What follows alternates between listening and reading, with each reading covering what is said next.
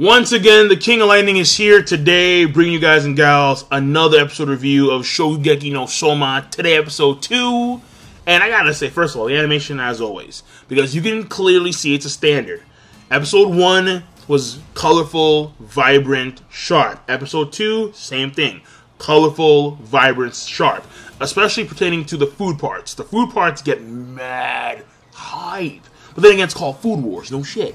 You have Soma. He has the little egg bits, and then he has the cube, like, chicken wing broth behind the eggs, and he's like, it's showtime. And then from this distance, from this height, he's able to land every egg and cube bit on the actual bowl, and then all the while, slow motion fall, and then it hits the rice, and it starts to twinkle and sparkle with all the juices and flavor, and you're like, shit, I want to bite into that. I want to just dive right in there. Like, if smell-o-vision was real, like, this would be amazing. And as if, like, Gordon Ramsay himself just came out, was like, hey, I got a meal to make. Here's a meal. And you know it's made by me. So you know it's going to be amazing. I'm like, shit. Woo! This is good. Yeah. Barbecue web level. Oh, barbecue bit boys. Welcome to barbecueweb.com. Like, it's just looking real good.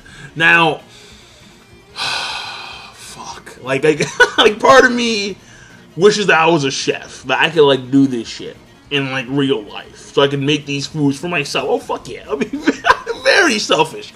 And, you know, for others on occasion, but still. You know, still. Looks fantastic.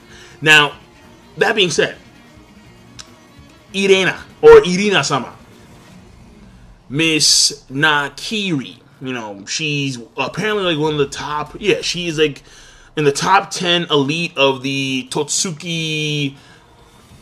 Basically, she's fucking well-known, alright? She's obviously well-known, she's the god tongue, she can basically taste any, like, issues when it comes to your food, how long you cooked it, how long you should have cooked it, when it comes to the seasoning you use, how much care you take into actually preparing the food, and so on and so forth. Apparently, when she was 3 months old, the first words she said were something along the lines of, not enough depth in the breast milk. I'm like, okay, so clearly, this chick on a whole new level.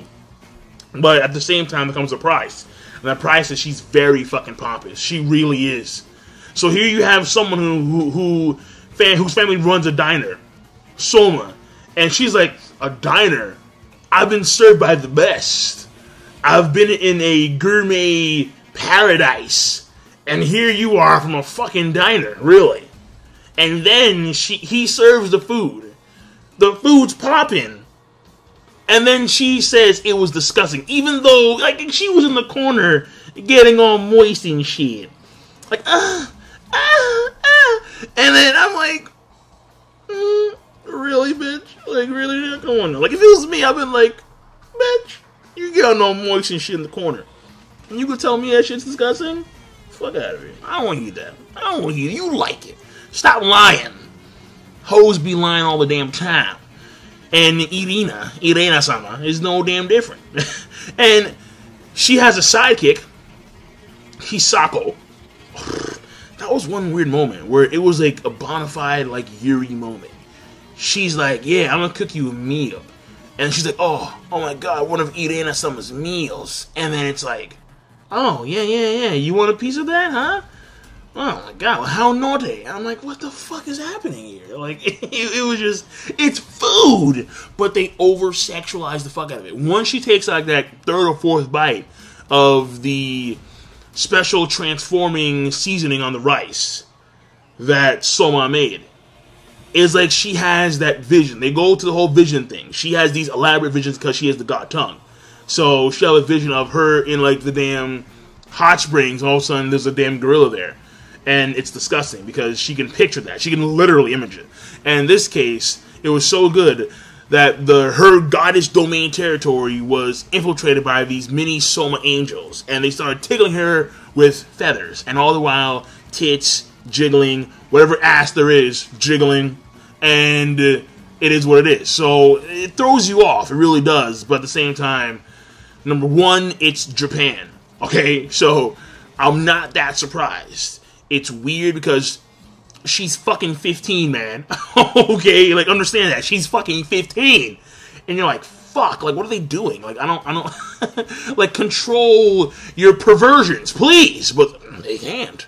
Like, there was a genuine tickle fetish moment going on here. And I was like, you do you, but this, I don't know if kids are watching this show. I'm not too sure. But then you have, in essence, the fact that this is the standard. The first episode, when he made that meal for the one land shark chick, I mean, she was going ham. She was having bona fide orgasms, as were her cohorts. And I was like, so there's no bias there. So, from a story standpoint, Soma, he passed the exam, but he failed the exam because she just couldn't believe that someone from a diner could make her get so moist, so wet. And she gets upset and starts crying, like, oh my god, like, I can't believe it. I'm like, just fucking pass the dude. How pompous are you? Either way, in comes this dude, old man, out of nowhere, like late at night. The food apparently still there, and he takes a bite of that shit. He's like, and he half strips. He sees the letter, and he's like, fuck that, whatever. And then that's it. So you can clearly see that this old man has a shit ton of influence in the fabled Totsuki Academy. And you can tell based on the preview that Soma, he's actually in the academy. He's there.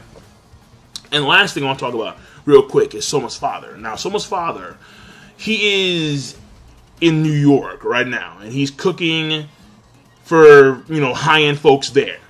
And he's giving Soma an ultimatum, like, I'll give you, like, you have 3 years. So if you don't graduate, or if you can't survive it for 3 years, then you're not surpassing me. End of story. You're just not. So I'm like, all right, fine. So, and that clearly motivates Soma, because someone wants to beat his pops. He wants to actually beat his pops in a culinary matchup, and that hasn't happened yet. Now, that's pretty much the episode. Yeah, that's pretty much it. So from a story standpoint, we get to learn a few things here and there. And actually, whoa, hold on.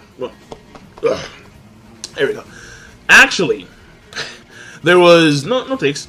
There was a moment that's very important that someone didn't get to hear, but his father told us, the audience, which was, in order to actually reach the pinnacle of one's cooking, you must fall in love with someone and cook for them. So I'm not too sure if that's real, but at least that's what the main concept here when it comes to reaching the pinnacle. You have to cook for the one you love. And I guess in that sense, you want to make the best meal possible for them. So and plus, I think it also helps your creativity when making food, when making meals. So from those aspects, when you cook for the one you love, you are inspired and you will make these fantastic dishes and you'll reach your pinnacle. Some shit like that. Either way, it is what it is. So overall, the episode, it was okay. It was amusing. It's hilarious. But overall, I think it was an okay plus episode. And basically, it's just there for character introductions, showing you the environment of the academy. You have pompous fuckers everywhere. Just these dudes with, like, butlers and bodyguards. I'm like, yeah, fuck all of you guys. And you have Soma, just from a diner. And his pops gave him the ultimatum, and he's gonna clearly... Well, it's not clear in the episode itself, but in the previews, it's clear that he's fucking in. He's in. So, that being said, I'm done. Overall, okay plus, and I will see you guys and gals later. Rate the video, comment, subscribe. Have a nice one. And by the way, at some point, if I can actually have, like, the time to do this, I'll try it out myself, because that shit looks good. I want to try it out and see how damn good it is. Just saying. Have a nice one.